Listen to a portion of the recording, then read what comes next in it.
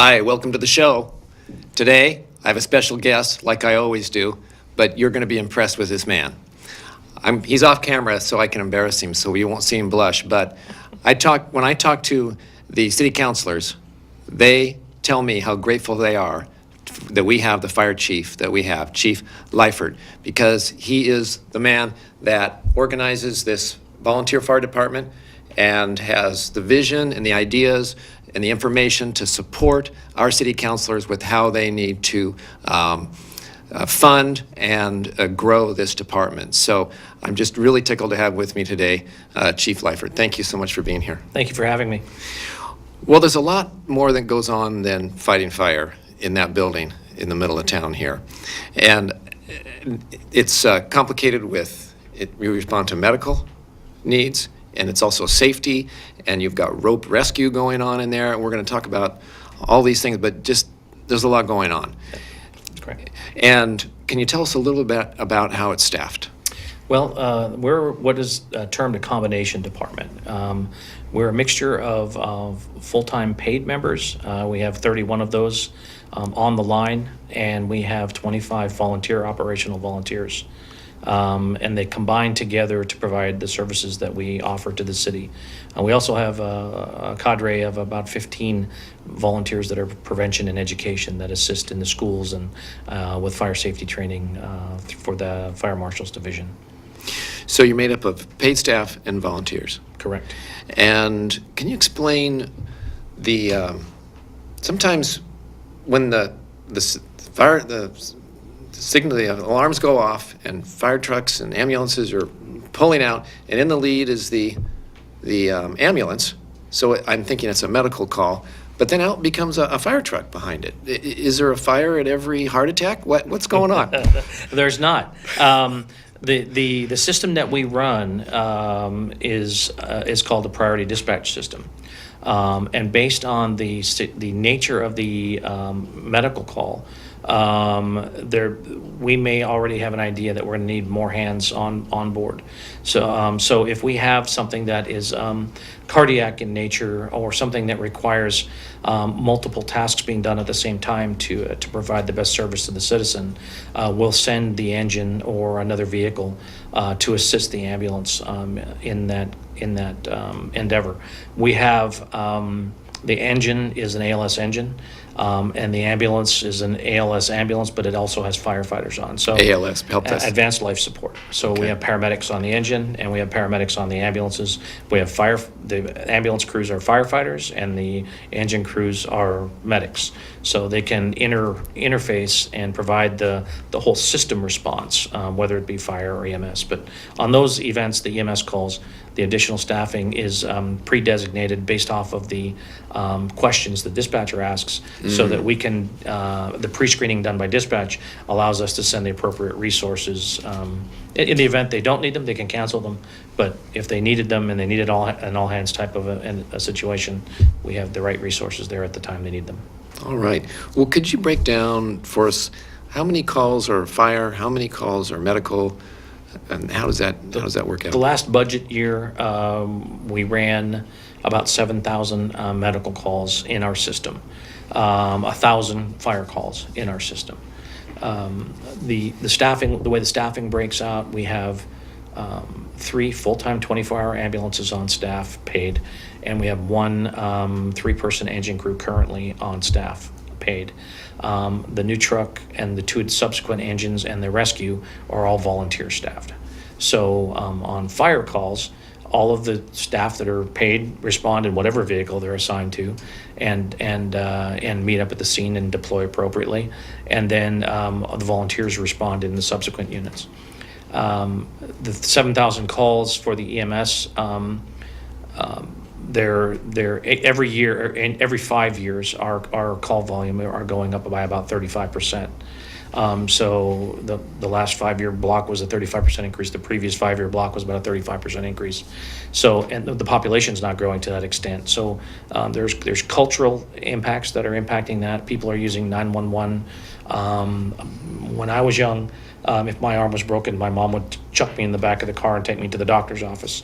Nowadays, those were getting, and even for more less severe issues, the 911 is the first resort nowadays. So that kind of drives our call volume up. Let me stop you there. What's appropriate? Because I went to the doctor in the back of the car with a broken arm with a newspaper kind of splint, and they drove me right to the doctor. What's the right thing to do, Chief? It is to the comfort level of the individual making the call. There are some people who are not necessarily comfortable in dealing with those kind of scenarios at all.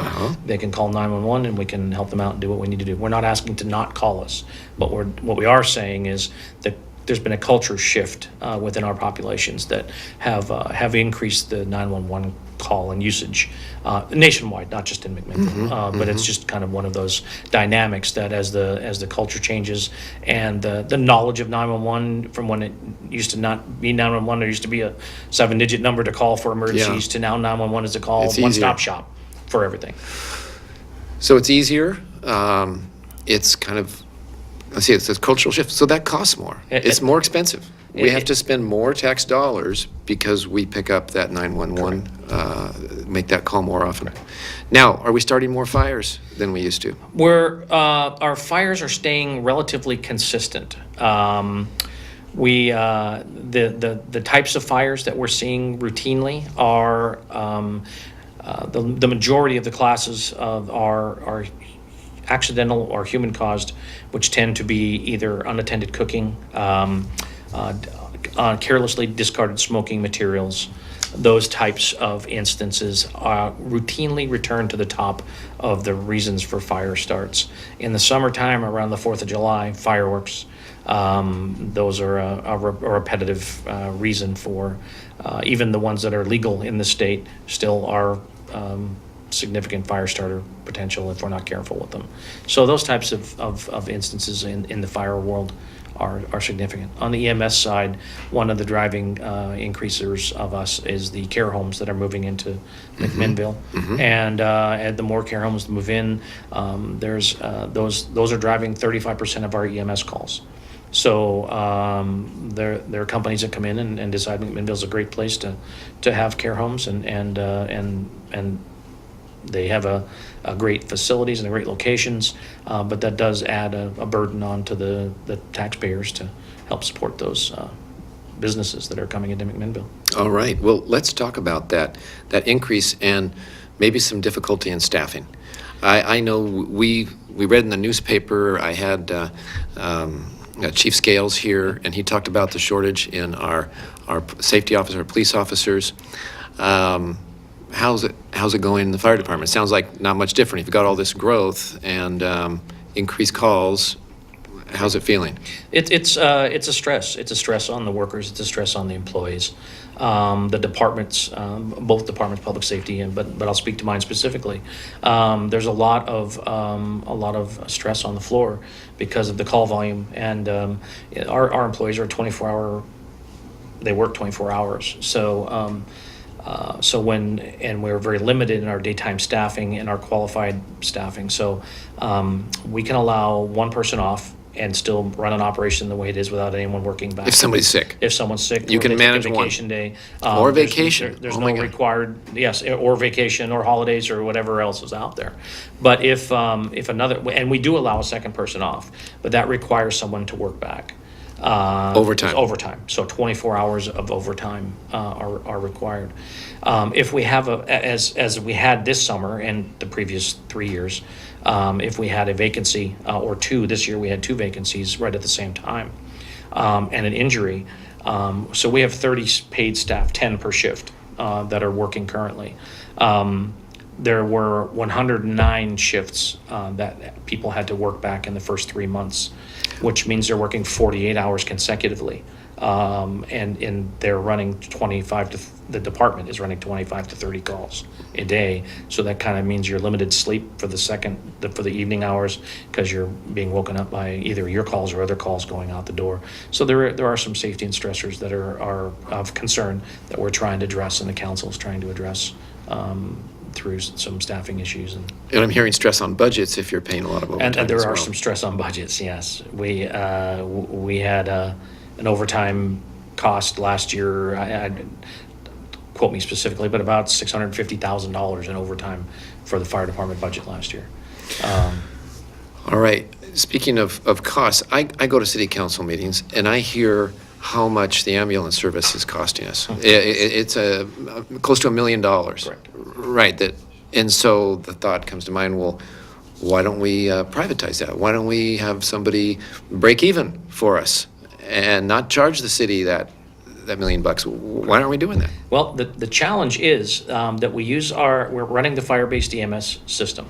So if we were to private ambulance, when we looked at contracting out ambulance service, the amount of dollar that the city currently contributes to the ambulance service budget would have to increase by $500,000 because we would need to add firefighters back because we don't have significant enough of a volunteer response during the daytime to run a fire call.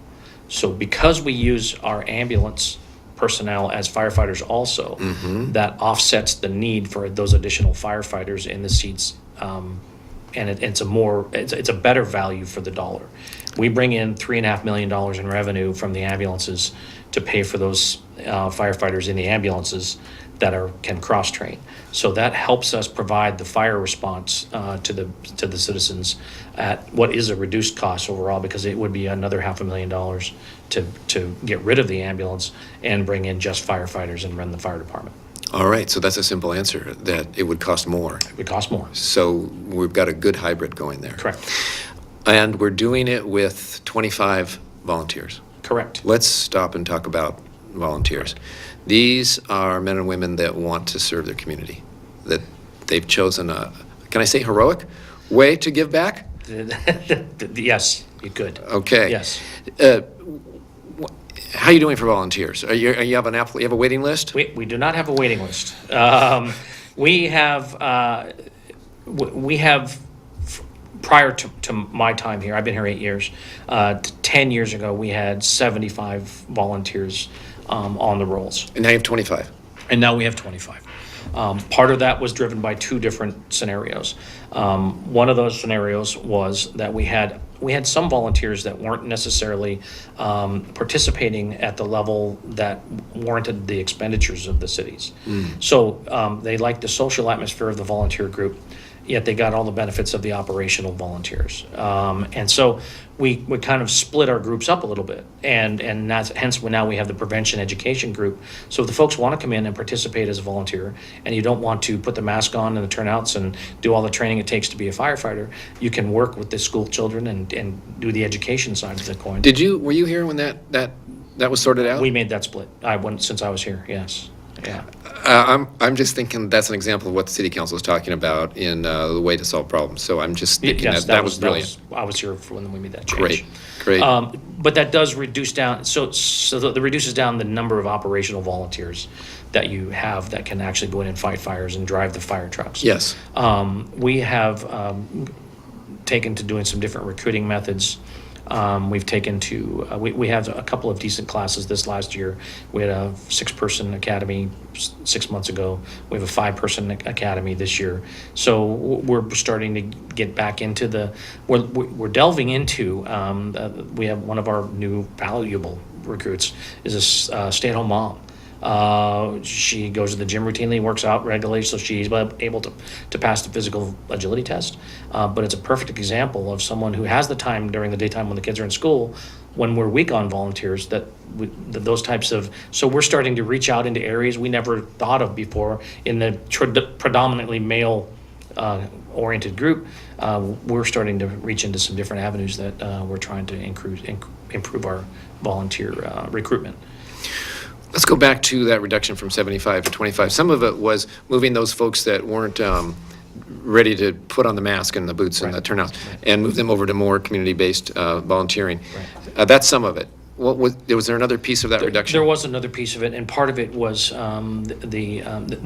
another cultural dynamic shift within the country, not just McMinnville, in the fire service and volunteering, is employers' ability or willingness to allow people off to respond to fires. I'll give credit, and I don't want to leave anyone out, but OMI has always been a big contributor. Oregon Mutual Insurance. Oregon Mutual Insurance has always been a big contributor in allowing their employees off to respond during work hours, and it's been a huge help to us. So you have several volunteers that work at OMI. That work in OMI. And they support those people leaving when their beeper goes off. That's correct. To go. Correct. And when McMinnville was, before my time, 25 years ago, when a lot of the business in McMinnville and Hewlett-Packard was a big supporter also of the volunteer fire department, and they've since left, so we lost some of that transition. But as the dynamic of McMinnville has changed to sometimes maybe not locally owned business, but outside businesses or those types of things, the willingness to support the off-duty response, on-duty, at-work response to the fire calls has diminished by the employers in the community. So I'd just like to put an underline under that businesses, if they were aware, maybe they're not aware of this, that they could make it clear to their employees if they want to be volunteers, they will support them in leaving work to go serve the community. Businesses could be more aware of doing that, and they could do it more. So, Absolutely. So we're making a call for that right now. Absolutely. We work hard with our business partners when we have a volunteer we currently have in the business system to try and work out some arrangements. But I think at the end of the day, there's a lot of people that might just not volunteer because they think they couldn't. Because they think they couldn't. Because they think they could. So even individuals might go to their employer and say, hey, this is an opportunity for me to serve and for you to help the community in balancing our budget and making our community safer. Absolutely. Taking the stress off of these people that are working overtime. Working the overtime, right. Yeah. Okay. So it is a challenge because we understand that businesses are in business to Make money. earn a living and Yeah. make money. But at the same time, your structure and your facility and your people are the ones that could directly benefit from that person volunteering. Yeah. All right. That is great. Let's talk about, there's this thing called burn days, burn guidelines. Right. What would you like to tell us about that? Well, we have traditionally have a period of time during the summertime where there's no burning allowed, and that's basically countywide, driven by the county fire chiefs. So that basically it's just restricting you from the burn barrels in the backyard, burning your lawn clippings, the leaves, those types of things that you can burn outside the realm of that, the brush piles, those types of things. We highly encourage you just take them to the recycle and allow them to use them, and I'll go buy them and put them in my bark dust at the end of the day. Perfect. A great cycle. But at the end of the day, there was a change these last 2 years in the summertime. The more prevalent red flags that have been happening, and a lot of the fires in the summertime during the red flag warnings, which is the Forestry Service Weather Service warning, have been driven by individuals just with fire pits in their backyards or discarding charcoal barbecue, open flame barbecue, charcoal type grills. So the county has changed to reflect that during red flag warnings that there's a restriction on the campfires in the backyards and the charcoal fire. Yes, the pellet grills, the propane grills are still allowed. It's just specifically during the red flag warning days. So that might be a day or two, or it might be a week, depending on what year it is and how bad the weather is. But that is a change to the thing, and we get a lot of phone calls on that. All right. I know that you offer CPR classes. Let's touch on that. How does that work? The CPR classes are offered at the McMinnville Fire Department. The gentleman that does them actually has his own business that provides CPR classes. The ones that are conducted at the fire department, those funds go back to the volunteer organization, which then are rerouted into other organizations within the community like Little League.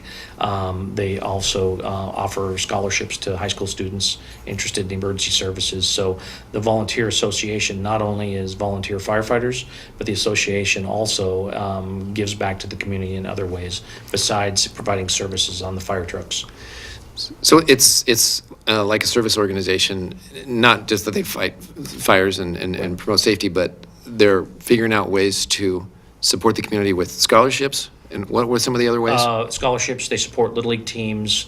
They support cheerleading teams throughout the community. They have dollars given to PTAs, the local PTAs. So there's a variety of different options that they choose to. So this is like Kiwanis or Rotary, but you get to ride on a fire truck But you too. get to ride on a fire truck. That's exactly right. That's exactly right. Get to ride on a fire truck, maybe This- a little this flippant. weekend You we're get to teaming- serve your community in a very real way. Absolutely. This weekend, we're teaming with an outfit called Team Rubicon. Yes. To help build a habitat house over on the, over in the area over off of Atlantic. Yeah. So- What? Tell us about Rubicon. They're an interesting Rubicon group of people. yeah, they are interesting. They were founded by some individuals that came out of the military in a disaster relief group, and were interested in helping and doing certain things. And they realized that they didn't have enough support from that group, so they started partnering with public safety entities nationwide, and actually Canada, and there's some European arms now. So we have some individuals that are working to become members of Team Rubicon to assist in anything from wildfires in our state or Oregon to earthquakes in Central America. So they're a service group that participates heavily with Red Cross and deploys to disasters around the world. Terrific. So just to back up onto CPR classes, November 9th and 10th, Correct? next one Correct. coming If up. you're interested, call the front desk at the fire station. They can get you signed up. Let's talk about the Fire Med program. When I go to gatherings of civic outreach, the Fire Med folks will be the people in uniform. Correct. And explain what that's about. The Fire Med program is a membership program, and we are a part of a larger consortium of departments that honor the Fire Med program.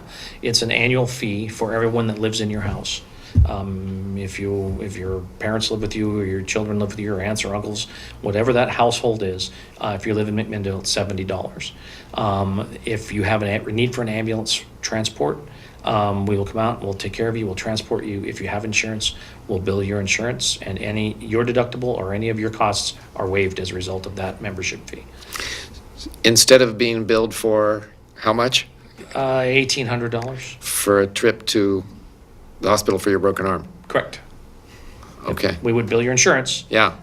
But any of your even the high deductible plans, it does not matter. Yeah. The costs are waived as a result of your membership, and for everyone that one fee is for everyone in the household.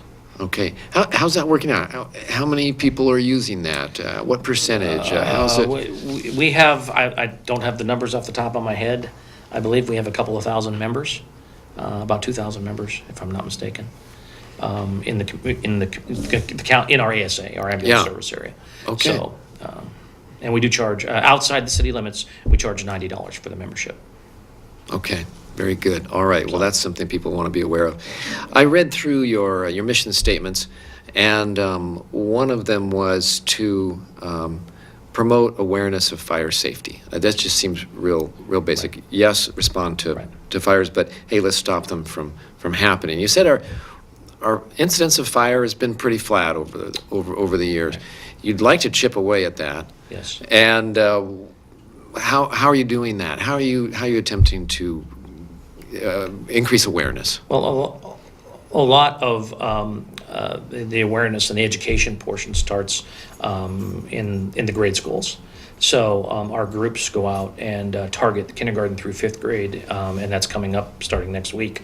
Every elementary school in the McMinnville School District will have a visit from our fire safety trailer and our fire safety prevention and education group. And those children will learn, depending on what age group they are, the fire safety strategies for their house. If there is a fire in their house, how to get out of the house and have those appropriate meeting places. And it's a full-on program that they have that we've incorporated into the schools. Well, that's a powerful a conduit into the home.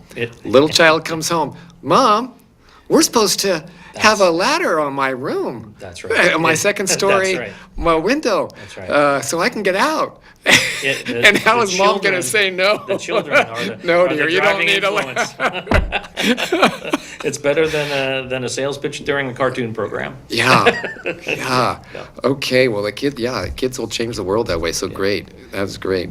Anything else you want to say about safety and education? No, that should be it. No, go ahead, though. Well, one of the things that on the safety and education side of the coin, we have partners throughout the county, and we'd like to, I'm here talking about McMinnville Fire Department, but all of our Amity and Carlton and Lafayette, they do the same programs and do some of the same things. They borrow our trailer and they take it out to their programs and do those things. So in the partnership realm of things that we're working on, some of those things that we're working towards in partnerships, we would do it not just in the operational side of things, but also in the prevention and education side. So we're tied closely to our other department partners.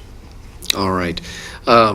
Now, there's more than goes on just besides fire, rescue, medical. We've got the fire marshal. Correct. Debbie McDermott. Correct. I was with her on a walkthrough at Gallery Theater years ago when she had just come to town, and we had some things that needed attention, and it was great to work with her. We became, we conformed to code, and it was relatively painless. I don't know why she made it so easy, but we had things we needed to do, and we got them done, and there was not a problem. She just seems to have a talent for. What's her method? Well, she her job is enforcement, code enforcement. I didn't feel enforced. That's her job.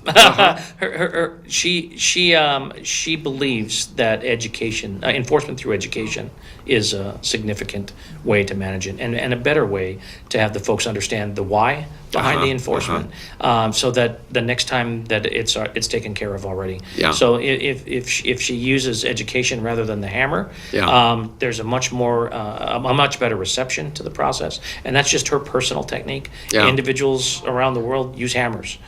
She uses education as her tool.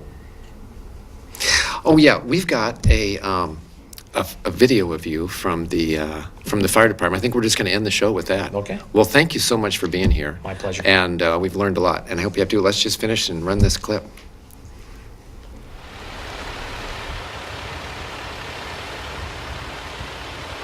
Well, it's our new aerial platform for McMinnville, and what it brings to the table for us is replacing a 1980s what's called ladder truck.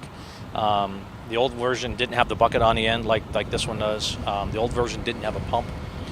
This newer version, along with all the other high-tech things that it can do, reduces the amount of manpower to establish the deployment of this vehicle. It used to take an engine and a truck to establish an aerial master stream. Now we can do it by itself. But when I got here, it looked like that thing was awfully high up there. That's got to be a bigger reach than you've had before. It actually, it is about the same reach. It's about 100 feet, but it has a larger capacity for weight bearing on the tip. So we can use it for rescue, we can use it for firefighting. There's a large variety of different things we can do with that tip. The old one, the ladder, could only hold one person, so we couldn't use it for rescue or anything like that. We could just use it to gain access to the roofs. This one, we can use it to get people off of roofs, put people on roofs. Large, much more multi-use vehicle than the old truck we had. It gives us the ability to reach roofs with second, third, fourth story apartments, hotels, those types of things. It gives us access to initiate rescues on any level we need to be at. And then it gives us access to fight fires and gain access to any level of higher level buildings rather than just 1 or 2 story facilities. It's an important investment because the one that it's replacing currently had reached its life expectancy probably 10 years ago. And also, as the fire department moves forward, all organizations that use volunteers are having struggles to keep their volunteer numbers up. This is a volunteer unit. It goes out with the volunteers. And when we required 2 volunteer units to provide the services that this one vehicle provide, it's very difficult to get the fully operation out of that one vehicle. So this is going to be our primary volunteer unit going out the door. So this will be the first one coming out that's not paid staff. We're very grateful for the council's support of this equipment, and it's really going to enhance our operations.